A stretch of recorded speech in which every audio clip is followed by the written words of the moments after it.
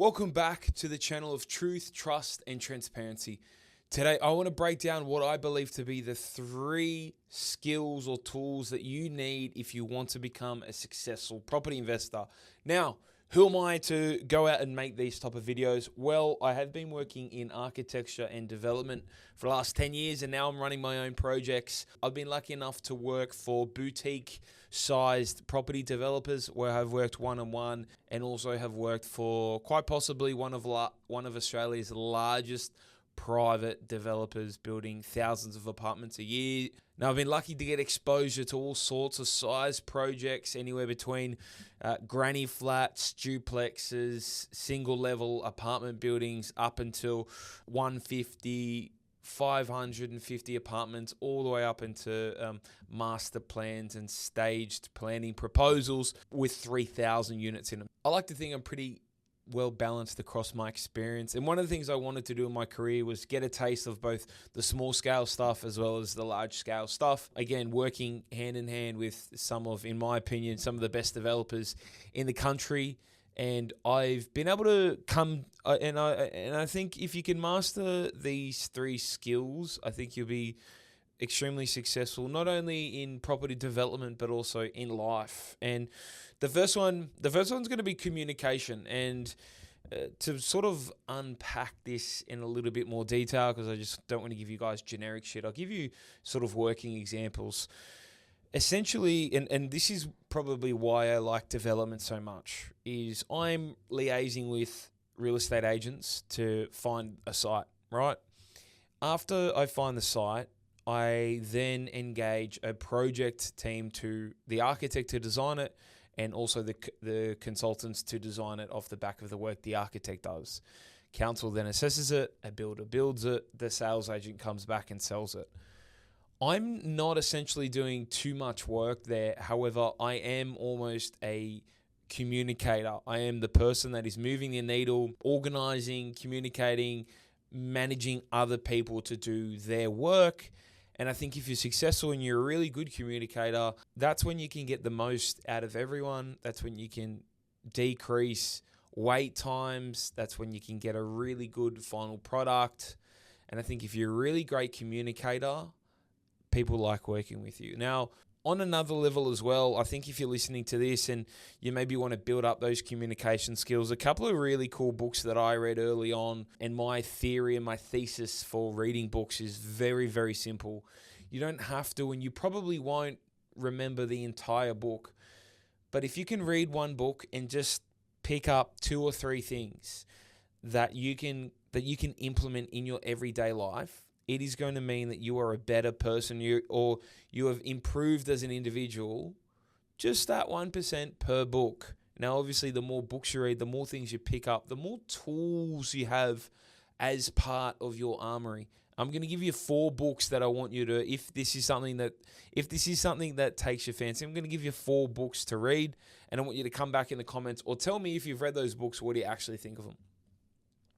First is going to be How to Win Friends and Influence People. Obviously, we're not manipulating, but we want to know how we can influence those people around us, especially in development. That could be agents to work with and send you off markets. That could be an architect or a project team, when you need a fast turnaround time, when you need something that's done really quickly. You want to be able to influence those people to work for you and in your favor. Again, the same goes for the building construction process, even the council assessment process too. You want to be able to show people that they should work for you and with you towards a result.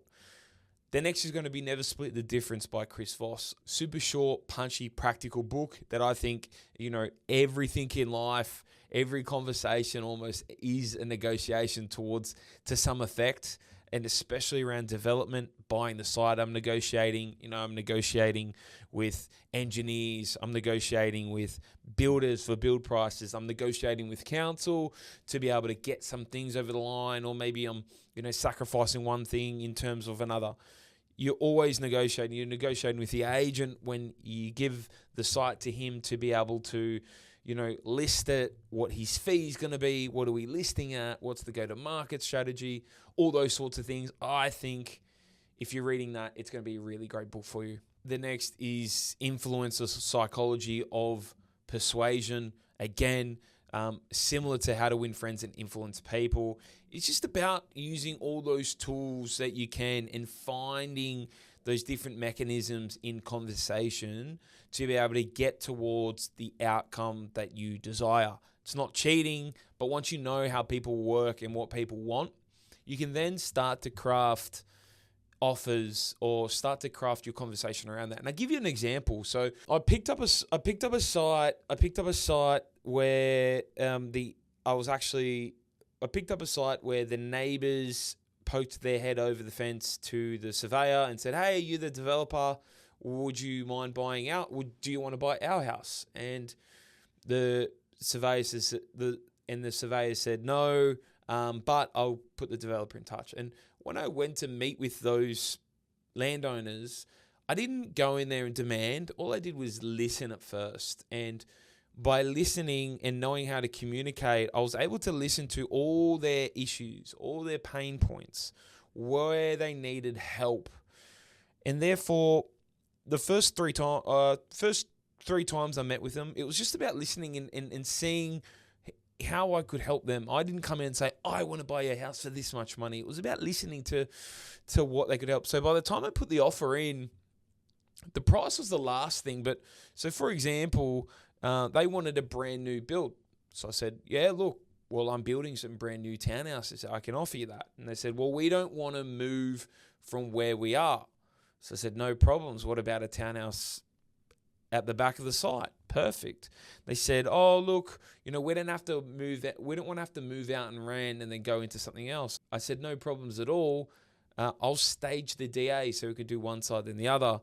And there was a few other things on the back of that I was able to put together that suited them so much and influenced them that by the time we came to the price, it's a straight yes. So I think knowing how to have those conversations with people is extremely, extremely rewarding. Another two is how to talk to anyone and then getting to yes. Again, we always want to get people to yes, and we always want to be able to strike up conversations. If you're a developer, majority of the time, you're going to be talking to landowners, you're going to be door knocking, you're going to have those personable skills to be able to communicate. So that's why I think communication is a crucial skill, and that's why it's my number one.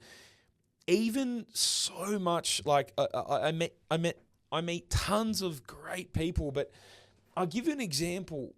I meet tons of great people, but some just lack just good communication skills. And that doesn't mean just communicating when things are going right.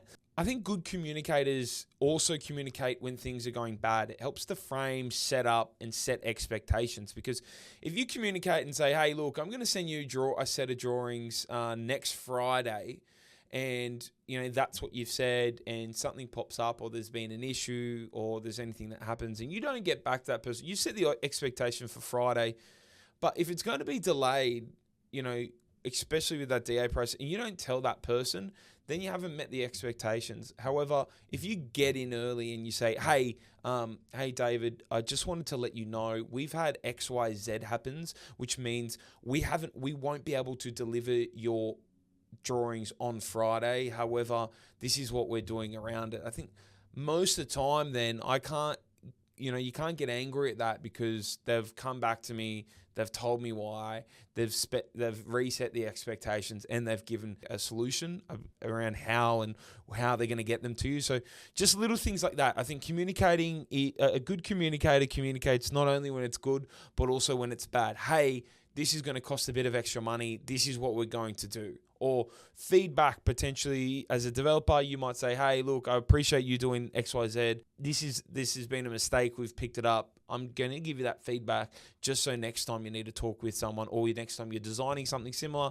all that kind of stuff. So I think communicating when it's good or when it's bad, and communication overall is my number one. The second is going to be extremely good with your numbers. You need to be a maths person. You need to be, in my opinion, extremely good with knowing your numbers. So that comes from a feasibility point of view, but in my opinion, it also comes from how quickly can you do the numbers on the top of your head? How quickly can you say, "Oh, And I'll give you the perfect example. Again, people, I might be talking to someone about a project they've done, and they might say, oh yeah, look, got a duplex. I bought the site for $1 million.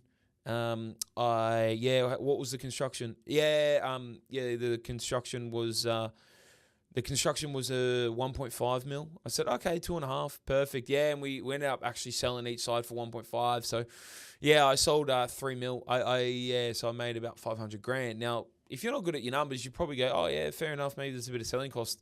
Me knowing I'm good at my numbers, knowing that they've missed DA costs, or DA or CDC cost, or CC, they've missed financing costs, they've missed interest, they've missed GST, they've missed contributions, they've missed all these things. So you got to know what sort of they are, what those numbers are. And if I was to tell you a project, you need to be quick on your numbers to know he's not making money or he's making good money. Subsequently as well, with offers going back and forth, I always like to do, and how I break up my sites would be on like a cost per dwelling basis. So for example, if it's a $1.2 million site and I'm breaking that into 3, there's a $400,000 cost for land per dwelling.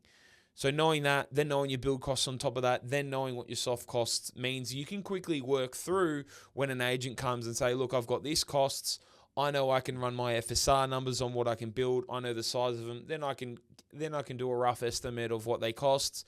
Then I can do a rough estimate of what that project will sell for. And then I can run the numbers quickly, either in my head, back of the napkin, or anything like that. I think you need to be extremely good at your numbers. Feasibility is the number one area where all developers wanting to start out, I think, get wrong and lose a lot of money. They don't understand all the numbers on there. Because they don't, that means they go into projects thinking they're going to make more money than they actually do. And because they don't do that, they lose money. And again, I've said it on this channel before, is they might go into, for example, they might go into a 12, 18, 24-month project and turn around a substantially small profit. I saw a buyer's agent the other day bragging about a subdivision that was it's these people are funny. I spoke with them privately about it, and they said, oh yeah, look, it didn't make money. I think it was like 60, 70 grand for 2 years, which is an absolute waste of time. However, I saw the post go up on Facebook and they were bragging about it being 150 grand or something like that. So when you are looking at sites and people post deals about, generally they won't tell you the soft cost, but they might tell you what they sell for, what the land and stuff is.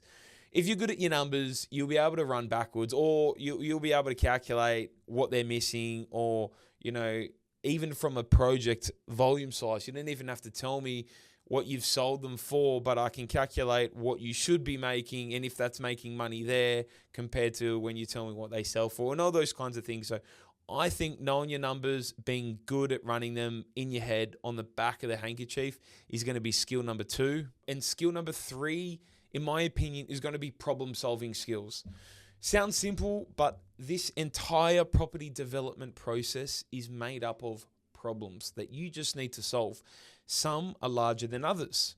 For example, we've got a tree in the way. Okay, how are we going to solve that? Can I remove the tree? Can I change the design to go around the tree? So options like that. Or it could be things like stormwater, drainage. How do we solve those little problems? Or you might have the problem like I showed with the example before, is the landowner had plenty of problems. And I just thought, for example, for most people, that them wanting to stay in that house and not move until they had something finished might have been a deal breaker for a lot of people. But to be able to stage the DA meant that I can say, yes, your townhouse is finished. I can build it without affecting them. They can move into it, and then I can acquire their property or build on their property. So it's about knowing your tools, but also problem solving. How do you get good at problem solving? Obviously, the more experience that you got, and the more that you know, and the more that you learn, and the more that you listen to, and the more that you research, means you know a bunch of different options. There might be things in the contract. There might be things in the design. You are just full of, your valuation might come back a bit short. That's a problem. How do we solve that? Oh, I sell the site. I can't do it. Okay, well, why don't you get a money partner in? How much do you need? 200 grand. Okay, so if you brought in a money partner for 200 grand and it's 12 months and you gave them 10%, Would that solve your problem? Yeah, it's perfect. Would it solve that money partner's problem because that 200 grand was probably sitting in an offset or a bank? Yes. So there's instances like that, quickly solved, where some people just shit the bed when one problem comes up and they don't know how to solve it. Property development, my friends, is just problem after problem after problem. Some problems are bigger, some problems are smaller. Some problems you need to be able to consult with and ask the right questions around the team. Others you will need to solve yourself. I have a site at the moment where the two issues I had was the feasibility. I just wanted to make sure that, the problem was not knowing if I could fit as many townhouses on there. I go to the architect, I get him to solve that problem. Stormwater and sewer, I can send that off to other people to review and look at to solve that problem, So that's like de-risking a project. Or, it might be, how do we get the survey done and all those kinds of things. The problems will always come up. If you want a smooth sailing process, development's not for you, but you got to lean into the problems. You got to lean into the challenge. You got to lean into the stress. For me, I love this shit and I will do this shit for so long. I've already been doing it for a long time. I am born and bred and I've always wanted to be in property development. That's what I love doing. I love the problems. I love the thinking. I love the thinking and the strategy around solving different problems. I geek out on some of the people that I interview on the Everything Property podcast, and because some of the problems that they've solved around development have been unbelievable. I'm not even sure people. I don't even know if people know how. I'm not sure people know how great some of the guests that we've had on there and the problems that they've solved around development. If you are able to solve the problem.